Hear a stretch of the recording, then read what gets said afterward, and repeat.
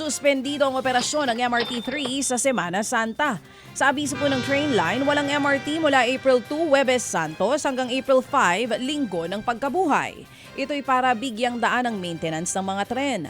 Magbabalik normal po ang operasyon ng MRT-3 sa Lunes, April 6. Nagpayo naman po ang isang grupo laban sa panic buying para hindi magkaubusan ng stocks. Ang paliwanag po ng Philippine Amalgamated Supermarkets Association, kapag tumaas ang demand, bababa ang supply. Kapag nangyari po ito, tataas ang presyo ng mga bilihin. Sa ngayon, wala daw taas presyo sa mga supermarket maliban po sa fresh produce dahil araw-araw ang delivery ng mga ito. Nauna na rin sinabi ng Department of Trade and Industry o DTI na sapat ang supply ng pagkain at mga pangunahing bilihin. Pag-uusapan naman daw ng Kamara at ng Department of Energy ang pagrepaso sa Oil Deregulation Law. Sa programang ito, sinabi po ni Palawan 2nd District Representative Jose Alvarez. Kasama ito sa mga pag-aaralan ng Kamara sa gitna po ng paghahanap ng gobyerno ng solusyon para nga maibsan ang gastusin ng mga Pinoy sa petrolyo.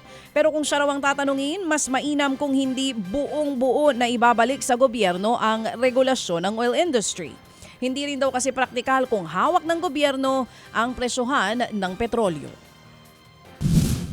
Maganda sana hybrid lang para hindi tayo babalik na gobyerno na naman ang magkuman sa presyo ng langis. Kasi pag gobyerno, atakable palagi. Hindi mo maitaas kung ang market ay ang source ng ating pinagkukunan ng refined products at saka yung ating crude ay tumaas. Hindi mo basta-basta mataas kaagad.